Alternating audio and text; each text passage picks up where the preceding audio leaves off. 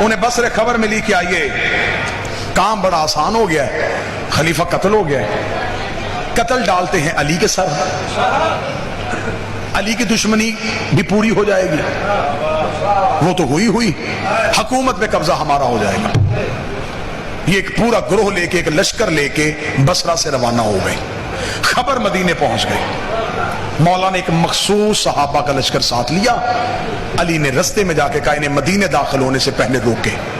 رستے میں ایک میدان میں جا کے دونوں فوجوں کا آمنا سامنا ہو گیا، کیونکہ وہ جو آئی تھی وہ اونٹ پہ بیٹھی ہوئی تھی، اونٹ کو عربی میں جمل کہا جاتا ہے، جس میدان میں جا کے وہ اونٹ رکا اسے کہتے ہیں میدان جمل، جس کی وجہ سے یہ جنگ مشہور ہے، جنگ جمل۔ اب وہاں پہ آ کے اونٹ کھڑا ہو گیا، اونٹ جب کھڑا ہوا تو اس سے پہلے رستے میں ایک لائن میں بھول گیا، میں ایک لمحے کے لیے واپس جاتا ہوں، ایک جگہ پہ گزرتے ہوئے اس اونٹ پہ کتے بھونکے تھے۔ اس بی بی نے طلحہ اور زبیر سے پوچھا یہ کون سی جگہ ہے؟ انہوں نے کہا مقام حواب ہے۔ اس نے لرز کے کہا آدھی رات کو مجھے محمد نے جگا کے کہا تھا جسے مقام حواب کے کتے بھونکے وہ حق پہ نہیں بھونکے۔ میری بیویوں میں سے ایک بیوی جسے حواب کے کتے بھونکیں گے وہ حق کے خلاف ہو۔ 40 بندوں نے قرآن پہ ہاتھ رکھ کے گواہی دی کہ یہ جگہ حواب نہیں۔ یہ اسلام کی پہلی جھوٹی گواہیاں تھیں، جنہوں نے ہوا پہ جھوٹی گواہیاں دے دی، یہی گواہیاں فتح میں استعمال ہوئی تھی۔ اب آ کے کھڑے ہو گئے، میدان سج گیا، علی ہر صورت کوشش کر رہے تھے کہ جنگ نہ ہو، کیونکہ ان کی سازش تھی کہ علی کے ہاتھوں قتل عام ہو تاکہ ہم علی کی دشمنی میں مزید اضافہ کر سکیں۔ علی چاہتے تھے کہ مزید قتل عام نہ ہو۔ مولا علی نے بس میں بالکل ختم کرنے لگا ہوں، چند چہرے نیند میں آ گئے ہیں تو اب میں بالکل ختم کرنے لگا ہوں، بس بات مکمل کروں سرکار، بسم اللہ۔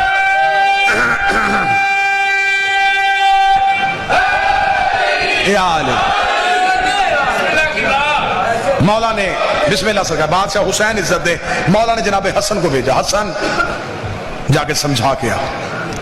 جناب حسن آئے، اس وقت یہ بی بی خیمے میں تھی۔ حسن نے آ کے کہا میرے بابا علی نے مجھے بھیجا ہے، بابا جنگ نہیں کرنا چاہتے، بابا چاہتے ہیں کہ آپ واپس مدینے خیر و خیریت سے عافیت سے چلے جائیں، یہ گروہ آپ کو اکسا رہا ہے۔ انہوں نے کہا نہیں، میں ہر صورت میں جنگ کروں۔ مولا حسن واپس آئے، مولا نے آ کے کہا مولا بابا میں نے کہا لیکن وہ ماننے کے لیے تیار نہیں۔ مولا سوچ رہے تھے کہ کہیں جنگ رکے۔ مولا نے آخری حربہ استعمال کیا، مولا نے فرمایا محمد بن ابی بکر تم جاؤ۔ جب محمد بن ابی بکر گئے تو کتابیں کہتی ہیں کہ ان کے خیمے کے باہر 2 سپاہی کھڑے تھے پہرا دینے کے لیے۔ جب محمد اندر داخل ہوئے تو انہوں نے نیزوں کے ساتھ محمد کو روکا، کہاں جا رہے؟ اس نے کہا میری بہن ہے، میں ملنا چاہتا ہوں۔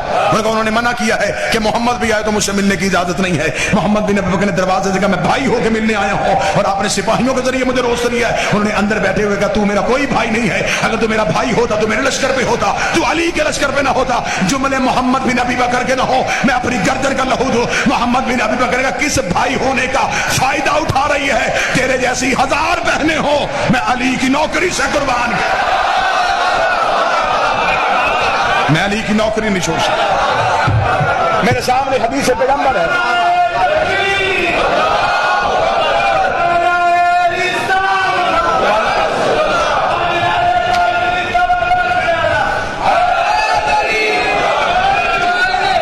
متوجہ صاحب، میں وار دوں علی کے نوکری سے۔ اس کا پھر محمد واپس جا، محمد بن ابی بکر واپس آ گئے۔ صبح کے وقت اونٹ کو میدان کے بالکل وسط میں لا کے کھڑا کر دیا۔ تاریخ کہتی ہے اونٹ بھی عام اونٹوں جیسا نہیں تھا، اس کا چہرہ ہیبت ناک تھا، نکیلے دانت تھے، لمبا قد تھا، اونٹوں میں بھی وحشت ناک اونٹ تھا، جس پہ لا کے اماری رکھی گئی، اماری میں انہیں بٹھایا گیا، ارد گرد حصار گھوڑوں کا باندھا گیا۔ جب مولا علی نے فرمایا سپاہیوں سے کہ حملہ کیا جائے، حملہ کرنے کے لیے جب علی کے نوکر آگے گئے اور صف باندھ کے کھڑے ہوئے کہ کوئی مقابلے پہ آنا چاہے تو آئے، کتابیں کہتی ہیں کہ دوسری طرف سے اب کیا سازش ہوئی؟ وہ سازش سننے لگی، ایک سپاہی ادھر سے آتا، اونٹ کی مہار چومتا اور علی کے نوکروں کی تلوار کے نیچے جا کے اپنی گردن کرتا۔ गर्दनें कटनी शुरू हो गई, लोग रज़ाकराना तौर पे अपने आप को मौत की घाट उतारना शुरू। सिपाहियों ने कहा, या अली लड़े किससे?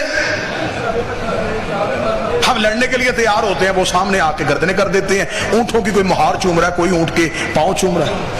अली ने खड़े होकर फरमाया, मुझे अंदेशा है जैसे सामरी के बछड़े की पूजा हुई थी, इस ऊंट की पूजा ना होनी शुरू हो जाए। तो मौला, फिर इसका हल क्या है? मौला ने फरमाया, इसका हल है, सिपाही वापस आओ, तीरंदाज नीचे उतर आओ, वापस आओ सारे। सारे अली के पीछे वापस आए। मालिक अस्तर खैमे से निकले। हुक्म बादशाह, मालिक घोड़े की जीन पे आओ, तलवार निकाल। मालिक घोड़े की जीन पे बैठे। मौला हुक्म, फरमाया ऊंट की टांग काट के आ।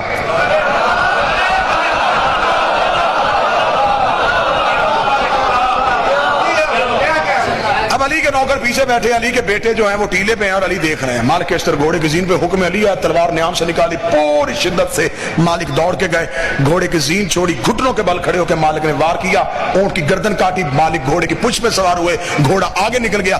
पीछे मुड़ के मालिक ने देखा 3 ऊंटे, टांगों पे ऊंट खड़ा है, एक टांग कट चुकी है लेकिन ऊंट खड़ा है। मालिक फिर वापस आगे से घूम के फिर वापस आए, पूरी शिद्दत के साथ दूसरा वार किया, दूसरी टांग कट गई, 2 टांगे ऊंट खड़े। मालिक फिर टीले के ऊपर से घूम के आए, फिर तलवार को न्याम में दौड़ाते हुए फिर आके पूरी शिद्दत से वार, तीसरी टांग कट गई, एक टांग पे ऊंट खड़ा है।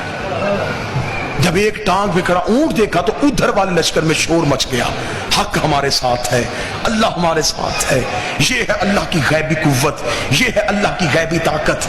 ये देखो, अली ने ऊंट की टांगे भी कटवा दी लेकिन अल्लाह उस ऊंट को गिरने नहीं दे रहा। अली के नौकरों में सनसनाटी हो गई, या अली ये क्या हुआ? अली फौरन, अली ने अपनी अबा फेंकी, अली टीले पे आए, मालिक जी, मौला मालिक टांग काट। मौला काट रहा, ऊंट गिर नहीं रहा। फरमाया ला हौला वाला पढ़ के काट, ऊंट नहीं शैतान खड़ा है।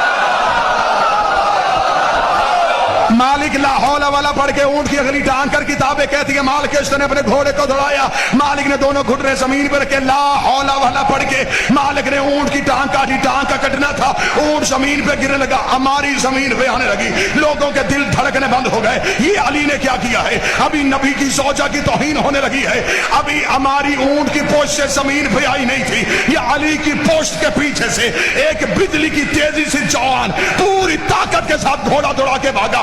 उसने हमारी जमीन पे आने से पहले हौदज के अंदर हाथ डाला, उन्हें उठा के घोड़े की पोछ में बिठाया, उसने पीछे से आवाज हकेगा, हाय क्या किया अली ने? नबी की ज़ौजा को गैर का हाथ लग गया। उसने नकाब हटाकर, चुप, तेरा भाई मोहम्मद भी नबी बकर हो।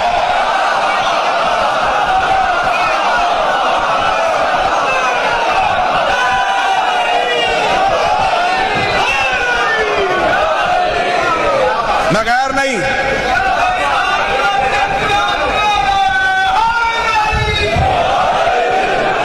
तेरा भाई मोहम्मद।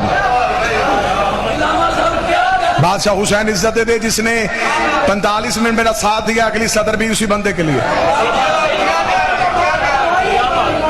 बादशाह हुसैन इज्जत दे दे, शहजादी, शहजादी कौन है? तेरा भाई मोहम्मद बिन अब्बास। अब जिस जुमले के लिए जी पूरी मेहनत की है ना जी, जुमला नहीं पढ़ने लगा, मैं दलीलों के सर काटने लगा। एक लम्हे के लिए कोट शाह अपनी समाते मुझे उधार दे दे, अगले लम्हे में यूं अपने आप को अर्श पे हल्का महसूस करोगे। या जब मोहम्मद की आवाज आई, दोबारा आके खैमे में बिठाया गया, अली खुद अपने बेटों के साथ गुफ्तगू करने के लिए खैमे के बाहर आए। अली ने फरमाया मैंने पहले हसन को भेजा, फिर मैंने मोहम्मद बिन अबी बकर को भेजा, मैंने बार बार कोशिश की कि आप वापस चली जाए, लेकिन आपने अपनी निस्बत का ख्याल नहीं किया। मुझे रसूल की निस्बत बड़ी अजीज थी। उन्होंने खैमे के अंदर बैठे हुए कहा, काश अली तू मेरी निस्बत को समझ आता, मैं मदीने जाके लोगों को बताऊंगी तूने रसूल की ज़ौजा के साथ ये सलूक किया। इतना कहना था, अली ने खैमे के बाहर से आवाज देगा, दोबारा ये फखर अली के सामने ना करना, रसूल की ज़ौजा थी है नहीं, थी है नहीं। इतना जुमला कहना तो उन्होंने कहा किस तरह निस्बत से महरूम कर सकता है? अली ने फरमाया मुझे मोहम्मद ने अपना नफ्स कहा है, मैं नफ्स मोहम्मद होने के तहत आज से आपको निकाह से खारिज कर।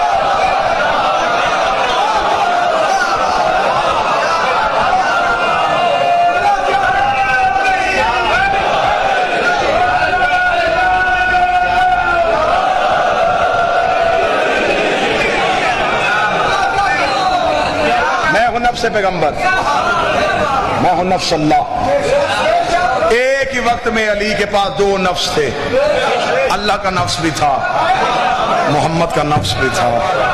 और जो निकाह पढ़वाते हैं, पढ़ते हैं, उन्हें पता है जब सीगा निकाह पढ़ा जाता है तो नफ्सी का लफ्ज आता है, निकाह जिस्म का नहीं, नफ्स का होता है। नफ्स मोहम्मद का नाम अली है, नफ्स मोहम्मद था नहीं, नफ्स मोहम्मद है। आज भी कोई इख्तियार मोहम्मद को पर्दे में बैठ के इस्तेमाल कर रहा है। बस ये ऐसा वाकया रूनुमा होना था या अली की दुश्मनी और फैल गई। फिर सफीन आ गई, सफीन में फिर अली के दुश्मन अली के सामने नए तरीके से सामने आ गए। जमल और सफीन की लड़ाई का बदला लेने की खातर शाम से जहर मदीन कूफे भिजवाई गई। कूफे में कतामा नामी औरत को तैयार किया गया। यमन से एक बंदे को खरीदा गया जिसका नाम अब्दुर्रहमान था, उसे कूफे भेजा गया। ये कत्ल अली से 1 महीना पहले कूफे पहुंच गया। जब ये कूफे में दाखिल हुआ, ये पहली बार मस्जिद में अली के पीछे नमाज पढ़ने आया। मौला ने इसकी तरफ देख के कहा इन्ना लिल्लाहि व इन्ना इलैहि राजिऊन। ये कूफे में था या बीमार हो गया। तारीख कहती है इसकी दवा और पानी लेके खुद अली इसके घर गए। इसका कूफे में कोई था नहीं। अली ने इसे अपने हाथों से दवा पिलाई, अपने हाथों से खाना खिलाया। इस मलाउन ने कहा मैंने दुनिया में तुझ जैसा शरीफ इमाम नहीं देखा।